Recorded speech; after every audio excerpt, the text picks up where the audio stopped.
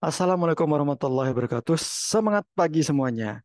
Ada kabar baik teman-teman mahasiswa. Kabar baiknya adalah skripsi dihapuskan telah berjalan dan semua kampus kemungkinan besar akan menghapuskan skripsi. Tapi apakah benar-benar skripsi itu akan dihapuskan? Di sini kita akan membahas eh, jika skripsi itu dihapus, lalu gantinya apa? Apakah tidak ada tugas pengganti? Atau apakah akan ada pengganti seperti skripsi atau sejenisnya? Eh, Perlu saya sampaikan sebelumnya bahwa wacana penghapusan skripsi itu memang baru disampaikan oleh Pak Nadiem atau Menteri Pendidikan kita. Hanya saja pada aplikasinya sebenarnya sudah ada beberapa kampus yang sudah tidak menggunakan skripsi, terutama pada mahasiswa yang mana mahasiswanya adalah tingkat akhir. Salah satu contohnya adalah kampus Universitas Indonesia. Ya, jadi ini bukan wacana baru sebenarnya. Lalu pertanyaannya adalah, jika skripsi dihapus, gantinya apa? Nah, ini yang perlu saya sampaikan kepada teman-teman. Skripsi itu tidak dihapus sepenuhnya, tetapi sebagai salah satu pilihan dari beberapa opsi tugas akhir mahasiswa. Jadi Pak Nadiem sendiri mengatakan, eh, kampus boleh menggunakan skripsi atau boleh menggunakan pilihan tugas akhir selain skripsi. Jadi ini dikembalikan ke kampus masing-masing dan intinya adalah skripsi ini dihapus tidak menunjukkan kalau mahasiswa tidak akan memiliki tugas akhir pada masa akhir dari kuliahnya. Jadi skripsi ini masih ada, teman-teman. Cuman bentuknya lain. Oke? Nah, lalu selain skripsi, apa saja pilihan tugas akhir mahasiswa? Nah, perlu digarisbawahi, kebijakan ini tergantung pada kampus masing-masing, teman-teman. Jadi, kalau untuk sekarang, terutama pada kampus yang berhaluan keperawatan ataupun kesehatan, ada beberapa kampus yang masih menggunakan skripsi untuk beberapa tahun ke depan. Dan ada beberapa kampus yang sudah menggunakan opsi selain skripsi sebagai tugas akhir mahasiswa. Nah, pertanyaannya adalah, apakah kampus teman-teman masih menggunakan skripsi atau sudah memberikan opsi pilihan tugas akhir yang lain? Nah, adapun saya sadur dari beberapa informasi yang disampaikan oleh Pak Nadiem dan bagaimana pelaksanaan dari penggantian skripsi ini di beberapa kampus. Nah, kampus yang tidak lagi menggunakan skripsi itu mengganti tugas akhir dalam bentuk yang lain, yang sebenarnya ya 11-12 sih dengan skripsi. Kalau saya secara pribadi sebenarnya Pak Nadiem eh, menyampaikan untuk menghapus skripsi itu tujuannya untuk memudahkan mahasiswa menyelesaikan kuliah tepat waktu gitu. Saya malah setuju kalau skripsi itu dihapus dan tidak ada penggantinya sehingga tidak ada kasus mahasiswa terlambat. Nah, hanya saja pada aplikasinya, pada penerapannya oleh hampir semua kampus ya di Indonesia, ya cuman berganti nama aja, berganti jenis aja, jenis tugas akhirnya yang awalnya skripsi menjadi opsi tugas akhir yang lain. Yang pertama adalah karya ilmiah akhir. Nah, ini juga akan tergantung pada program studi masing-masing teman-teman di sini ya. Misalkan untuk karya ilmiah akhir ini sebenarnya sudah banyak dilakukan oleh prodi keperawatan. Yang pertama menerapkan KIA atau karya tulis ilmiah. Kalau di D3 keperawatan itu namanya karya tulis ilmiah. Kalau untuk jenjang pendidikan profesional namanya karya ilmiah akhir. Perbedaannya apa? Sebenarnya hampir sama ya teman-teman antara KTI dan KIA itu. Yang membedakan adalah KTI itu diperuntukkan untuk mahasiswa diploma. Sedangkan KIA diperuntukkan untuk mahasiswa pasca sarjana, tapi bukan S2. Jadi pendidikan lanjutan seperti eh, program pendidikan nurse dan sejenisnya.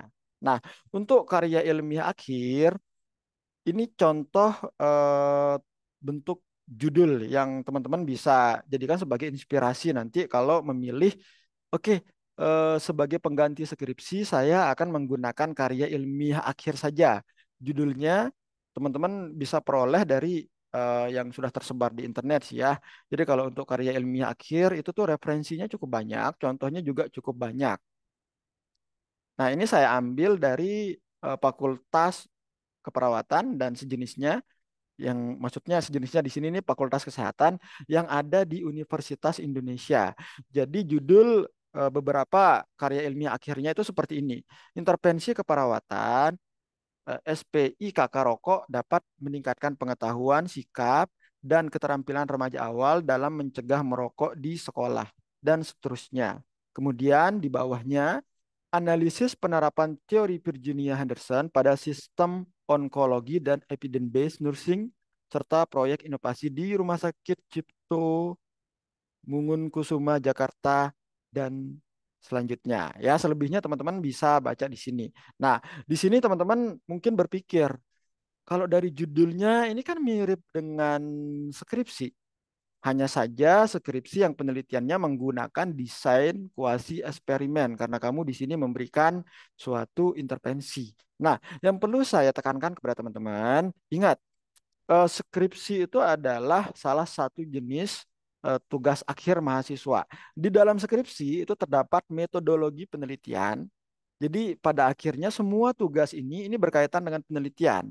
Teman-teman masih akan menggunakan buku metodologi penelitian, teman-teman masih akan menggunakan kuesioner, teman-teman masih akan membuat master tabel, akan melakukan analisis univariat, bivariat, multivariat, dan sejenisnya. Oke?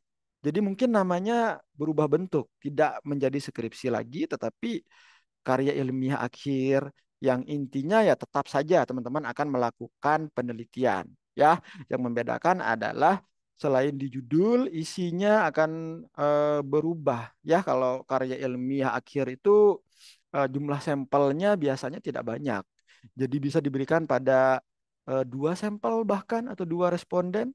Kalau skripsi kan misalkan jumlah sampelnya itu minimal 30 berdasarkan teori Noto Atmojo ataupun Nur Salam. Nah, kalau untuk karya ilmiah akhir tidak sebanyak itu sih, cuman nanti di bagian analisisnya lumayan agak rumit ya dibandingkan dengan skripsi.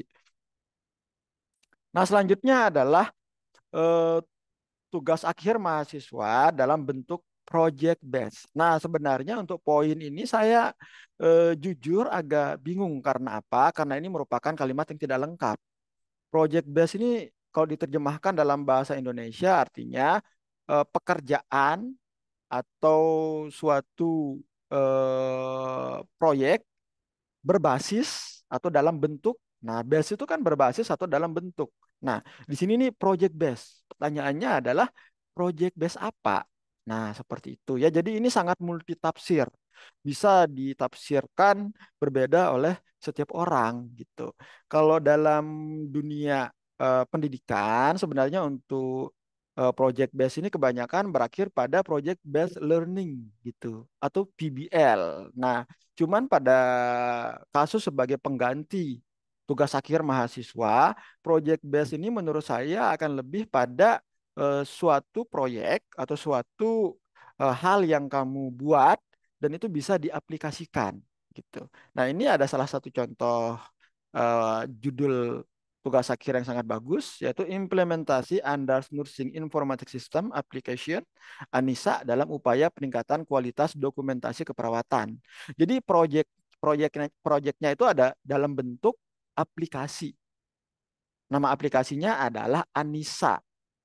Ditujukan untuk apa? Untuk meningkatkan kualitas dokumentasi keperawatan. Nah, walaupun ini dalam bentuk aplikasi, kamu hanya membuat aplikasi, apakah tidak akan ada proses penelitian? Ya jelas ada. Karena apa? Untuk mengukur peningkatan kualitas dokumentasi keperawatan, jelas dibutuhkan yang namanya instrumen pengukuran atau instrumen penelitian. Hasilnya tetap akan dianalisis, ya intinya adalah kamu akan tetap penelitian. Kemudian judul di bawahnya ini ARGIS ya atau alat bantu rehabilitasi fraktur lutut pasca operasi. Nah, cuman kalau untuk yang kedua ini Ini tuh lumayan berat, teman-teman ya. Tidak tidak diperuntukkan untuk mahasiswa jenjang sarjana keperawatan atau mahasiswa jenjang sarjana secara umum. Nah, untuk project base ini yang perlu saya sampaikan kepada teman-teman dan sebaiknya teman-teman mengikuti apa yang ingin saya sampaikan. Walaupun teman-teman membuat aplikasi atau sesuatu project yang bisa digunakan untuk mengukur atau sebagai salah satu intervensi, usahakan project kalian itu tidak membutuhkan banyak uang. Karena apa? Karena sebagai gambaran ya, misalkan nih teman-teman memilih project base, kemudian mengambil keputusan untuk membuat suatu aplikasi. Nah, aplikasinya apakah berbasis smartphone, Android, atau apakah berbasis PC? Ini berbeda. Kenapa perlu saya sampaikan? Karena ini akan berkaitan dengan berapa jumlah uang yang harus teman-teman keluarkan sampai aplikasimu itu bisa selesai dan bisa digunakan. Dan nanti ketika digunakan pun ya harus ada hasil ukurnya apakah aplikasimu ini bagus atau tidak. Apakah aplikasimu ini bisa digunakan relevan dengan responden penelitian atau keadaan yang kamu setting atau tidak gitu. Dan sebagai informasi, saya punya teman sebelumnya ya kebetulan untuk dia project untuk jenjang S2 keperawatannya kemarin dia membuat aplikasi. Dan kesulitannya adalah dalam membuat aplikasi itu biayanya cukup mahal, teman-teman. Dan di sini kalian juga harus mengukur kemampuan diri maksud saya, apakah kamu bisa membuat aplikasi atau apakah kamu menggunakan jasa pembuat aplikasi. Dan secara kode etik itu dibolehkan teman-teman. Misalkan ya, kamu ini mau membuat aplikasi tapi kamu nggak memiliki kemampuan untuk membuat aplikasi. Karena itu kan butuh kemampuan informatika dan sejenisnya. Maka kamu meminta tolong kepada orang yang mampu atau pembuat jasa aplikasi. Apakah boleh? Secara kode etik itu boleh. Ya, nah, masalahnya adalah untuk membuat aplikasi sampai dia di launching dan bisa dioperasikan, itu untuk yang berbasis Android atau smartphone atau di HP ya teman-teman, itu nominal yang harus kamu keluarkan hanya untuk aplikasi itu adalah 5 sampai 6 juta dan lebih dari itu, tergantung kerumitan dari aplikasi teman-teman. Tapi kalau aplikasinya berbasis PC atau bisa dibuka di laptop atau di website atau di komputer dan sejenisnya, maka itu jatuhnya lebih murah. Dan jatuhnya lebih murah ini tidak berarti murah banget ya untuk ukuran kantong mahasiswa. Itu terakhir tahun 2020-an deh. Itu saya cek rata-rata jasa pembuatannya itu 3 sampai 4 juta gitu. Dan itu belum tentu hanya itu saja biaya untuk membuat aplikasi. Ada proses maintenance, ada proses uji coba, dan sebagainya. Sampai aplikasimu ini bisa digunakan sebagai project base dan nanti juga harus diujikan. Jadi ketika dia diujikan, maka aplikasimu ini harus sudah sempurna atau sudah bisa diaplikasikan lah. Jadi seperti itu ya teman-teman.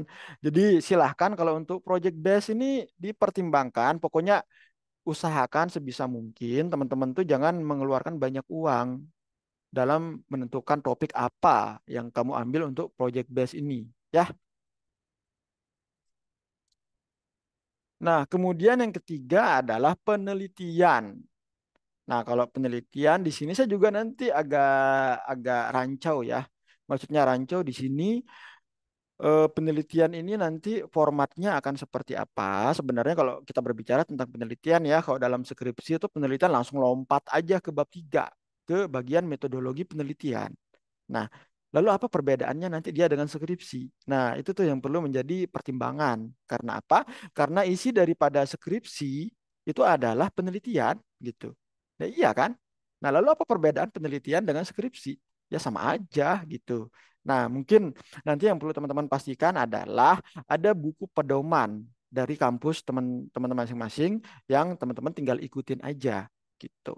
Nah, kalau untuk penelitian, saya rasa teman-teman udah cukup familiar dengan topik ini ya.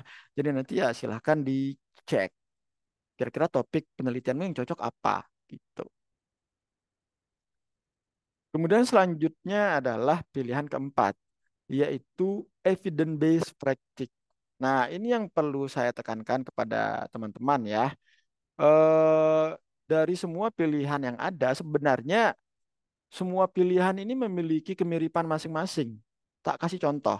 Misalkan evidence-based practice ini ya artinya juga ada penelitian, dan selain penelitian juga dia juga dalam praktiknya adalah kamu melakukan sesuatu tindakan. Jadi evidence based praktik ini bisa masuk dalam konteks KIA, bisa masuk dalam konteks literatur review juga bisa masuk dalam konteks penelitian juga bisa gitu ya. Jadi ini yang perlu saya sampaikan kepada teman-teman dan harus ada acuannya lagi nih ya. Secara sederhana evidence based praktik itu adalah praktik berbasis bukti. Nah, pertanyaannya adalah di sini tuh kamu melakukan apa gitu. Nah, kalau untuk EBP atau dalam mengerjakan evidence based praktik ini, teman-teman akan memilih salah satu intervensi yang ada dalam keperawatan yang bisa teman-teman gunakan kepada responden. Dalam hal ini mungkin bisa pasien atau bisa masyarakat umum ya. Jadi kalau di sini contoh yang pertama adalah intervensi keperawatan, speak rokok dapat meningkatkan pengetahuan, sikap, dan keterampilan remaja awal dalam mencegah merokok. Jadi di sini dia menggunakan intervensi keperawatan berupa speak rokok. Nah, perbedaan antara evidence based praktik dan yang lainnya adalah sebelum kamu menetapkan intervensi apa yang akan kamu gunakan, kan ada banyak tuh ya intervensi yang bisa digunakan untuk meningkatkan pengetahuan, sikap, dan keterampilan.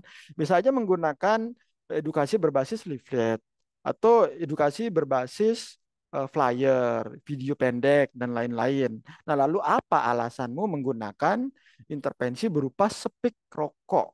Nah, itu harus jelas dan alasan itu bisa kamu peroleh atau harus dibuktikan terlebih dahulu kamu harus melakukan yang namanya kajian literatur atau literatur review.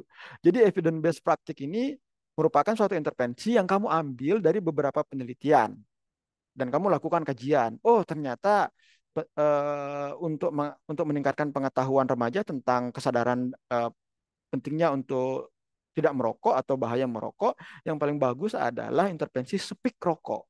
Nah, harus ada alasannya dan alasannya itu diperoleh dari hasil kajian literatur kamu. Dan membuat literatur review itu lumayan susah ya, teman-teman. Saya bukan mengecilkan motivasi teman-teman di sini, bukan. Maksud saya menyampaikan ini adalah agar teman-teman memiliki gambaran tantangan yang akan teman-teman hadapi. Kalau memilih evidence based practice itu apa? Kalau memilih KIA itu apa? Kalau memilih penelitian itu apa? Gitu. Kalau teman-teman udah punya gambarannya, saya rasa teman-teman akan lebih mudah memutuskan untuk mengambil apa sebagai tugas akhir kuliahnya.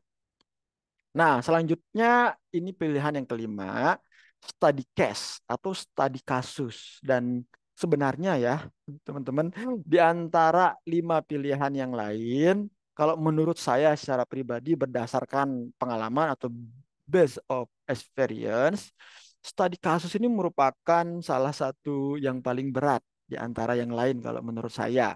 Karena apa? Studi kasus itu seperti kamu membuat asuhan keperawatan 50%, kemudian selanjutnya 50% sisanya itu adalah kamu membuat pembahasan yang didasarkan pada hasil kajian literatur, hasil dari metodologi penelitian yang teman-teman lakukan gitu. Lalu apa sih perbedaan? Mungkin teman-teman bingung nih ya, studi kasus ini bedanya dengan asuhan keperawatan itu apa? Nah, perbedaannya adalah kalau teman-teman membuat asuhan keperawatan itu biasanya hanya pada satu pasien. Oke, hanya pada satu pasien. Nah, dan itu pun apa inti dari pembuatan asuhan keperawatannya ya untuk melaksanakan proses asuhan keperawatan. Nah, perbedaannya dengan studi kasus adalah di sini kamu menggunakan lebih dari satu pasien. Misalkan satu pasien diabetes mellitus bernama TNA, satunya lagi pasien diabetes mellitus bernama TNB. Lalu pada studi kasus apa yang kamu lakukan? Yang teman-teman lakukan adalah melakukan perbandingan. Perbandingan apa? Perbandingan dari kasusnya gitu. Jadi misalkan ya, di sini teman-teman baca tuh asuhan keperawatan DNA dengan intervensi terapi relaksasi Benson dalam menurunkan kadar gula darah. Nah, misalkan pada pasien A ternyata intervensi terapi relaksasi Benson ini efektif menurunkan kadar gula darahnya rata-rata atau nilai MEAN-nya berapa. Kemudian pada TNB ternyata gula darahnya tidak turun. Nah, itu adalah proses membandingkan. Lalu kamu harus membahas kenapa perbandingan itu terjadi. Kalau misalkan ya, secara real temuannya adalah ternyata TNA dan TNB tidak ada perbedaan. Nah, itu tuh yang akan menjadi kesulitan teman-teman di akhir. Lalu nanti pertanyaan dospem teman-teman adalah, kalau tidak ada bedanya ya untuk apa kamu melakukan pembanding antara TNA dan TNB? Kalau begitu ganti lagi pasiennya. Teman-teman harus memutar otak kembali, mengulang lagi dari 50% mungkin walaupun bukan nol gitu ya. Atau misalkan kamu menggunakan eh, satu pasien, bisa aja menggunakan satu pasien, tapi dengan menggunakan dua intervensi yang berbeda gitu. Ya, misalkan saya kasih contoh pada pasien hamil, misalkan ibu bersalin trimester 3, itu kan biasanya mereka akan mengalami mual muntah atau morning sickness. Malah dialami pada trimester 1 atau trimester 2 atau trimester 3 itu bisa aja terjadi. Nah, untuk mengatasi mual muntah tersebut, pada minggu pertama pada pasien A, misalkan namanya pada nyonya ya, bukan TN, sorry. Ya, misalkan pada Nyonya A, pada minggu pertama kamu berikan dia aromaterapi lavender yang secara teori dan secara evidence based praktik itu bisa menurunkan mual muntah gitu. Nah, selanjutnya kamu ukur tuh menggunakan kuesioner Puke atau kuesioner yang digunakan untuk mengukur mual muntah pada ibu hamil. Hasilnya berapa? Mual muntahnya apakah ringan, sedang, atau berat? Nah, pada minggu selanjutnya, katakanlah minggu ketiga, kamu berikan lagi dia intervensi yang lain. Misalkan eh, terapi inhalasi. Misalkan dia menghirup bukan aroma lavender lagi atau mentol. Nah, aroma mentol atau aroma peppermint. Nah, di akhir kemudian kamu juga sama kembali lagi melakukan pengukuran menggunakan buke atau yang lainnya. Mual muntahnya berada dalam kategori apa? Dan rata-rata skornya berapa untuk skor mual muntahnya. Nah, selanjutnya kamu bandingkan tuh antara terapi relaksasi antara aroma terapi menggunakan lavender dan peppermint. Mana yang lebih efektif? Nah, studi kasus itu seperti itu, teman-teman. Jadi agak susah. Malahan ya, studi kasus ini kalau dalam desain itu dia bukan masuk penelitian kuantitatif, bukan. Kalau dalam desain penelitian, dia masuk dalam pendekatan kualitatif. Dan biasanya untuk kualitatif ini jenjang pendidikannya itu ya S2. Kenapa kebanyakan S2 yang berani ngambil studi kasus atau penelitian kualitatif? Karena tingkat kesulitannya yang cukup berat dibandingkan dengan metode atau desain penelitian yang lain gitu. Ya. Nah, di akhir selalu ada plus atau minusnya teman-teman. Jadi nanti teman-teman tinggal merubah pola pikir aja ya. Jangan terlalu fokus sama masalah. Aduh, kita kan sebelumnya nggak pernah tuh Pak buat evidence based praktik seperti apa, contohnya seperti apa, atau KIA itu seperti apa, atau penelitian itu seperti apa. Kalau teman-teman fokus pada masalah dan ketakutan seperti itu ya ujung-ujungnya kamu tidak akan memiliki motivasi dalam menyelesaikan tugas akhir gitu ya. Jadi tantangan yang saya garis bawahi dengan metode pengganti dari skripsi ini adalah mungkin teman-teman akan menjadi angkatan uji coba ya karena ini merupakan hal baru dan baru arahan dari Pak Nadim. Jadi ya otomatis akan menjadi angkatan uji coba yang namanya uji coba ya belum sempurna.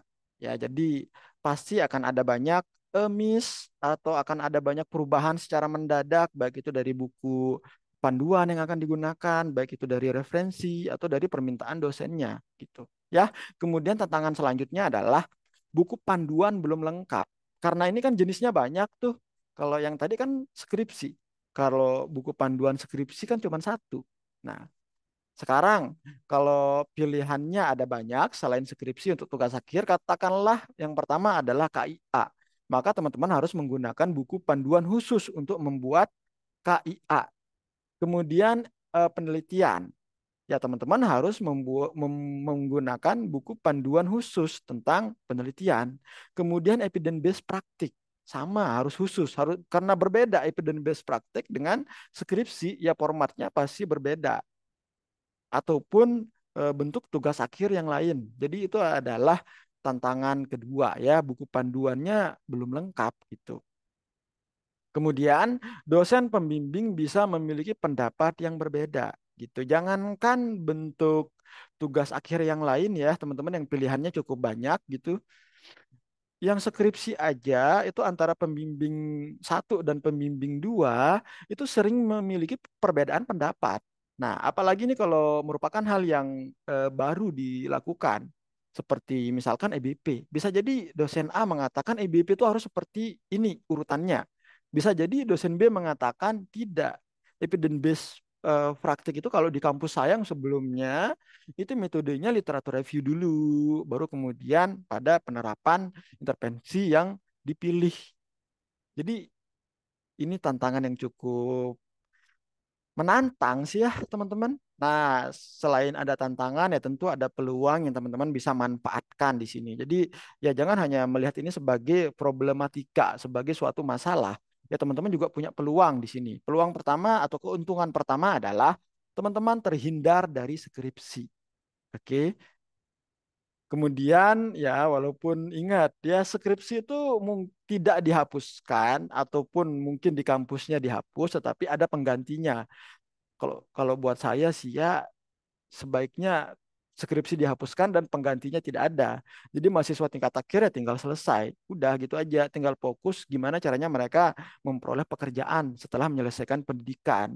Tapi kan kampus hampir semua kampus di Indonesia ya tidak menerapkan pola pikir seperti itu ya karena ada kepentingan kebijakan dan sebagainya itu ya larinya adalah kepentingan. Mungkin kalau nggak ada tugas akhir pemasukan kampus berkurang. Mungkin kalau tidak ada skripsi dihapuskan ya jelas berarti pemasukan untuk dosen juga berkurang gitu ya ya selalu ada lah hal-hal seperti itu di semua kampus. Kemudian memiliki pilihan sesuai minat.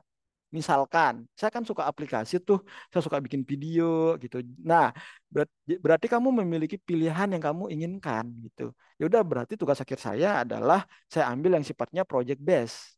Project saya adalah membuat video edukasi. Jadi atau pada kasus misalkan saya pernah punya mahasiswa ya dia kebetulan sudah punya wirausaha. Wirausahanya itu adalah teh-teh, dia membuat teh yang bisa meningkatkan mood dan sekaligus menurunkan tekanan darah. Nah, itu juga bisa digunakan sebagai project base gitu. Jadi ini bisa jadi pilihan yang menarik untuk teman-teman karena disesuaikan dengan minat kamu gitu. Kemudian tugas akhir bisa selesai lebih cepat.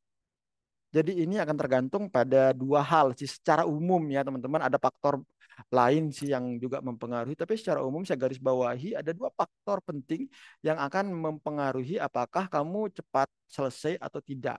Yang pertama adalah keputusan kamu mengambil jenis tugas akhir apa. Gitu. Oke. Terus yang kedua adalah dukungan dari dosen pembimbing teman-teman gitu. Apakah dia cepat respon atau tidak? Apakah dia terbuka untuk memberikan masukan yang tidak membuat mahasiswa justru menjadi buntu, tapi memberikan jalan keluar gitu. Jadi sangat apa ya? Sangat complicated gitu. Ya, kemudian terakhir ya udah teman-teman tidak punya pilihan selain menjalani apa yang diharuskan kepada teman-teman. Selanjutnya ya jangan fokus pada masalah, fokus pada apa hal yang bisa kamu lakukan sehingga kita bisa menemukan solusinya dan tugas akhirmu selesai. Tepat waktu waktu itu yang paling penting. Ya, itu saja dari saya semuanya. Tetap semangat pagi. Semoga tugas akhir teman-teman apapun bentuknya diberikan kelancaran dan selesai lebih cepat dari waktu yang telah ditetapkan oleh kampus masing-masing. Assalamualaikum warahmatullahi wabarakatuh.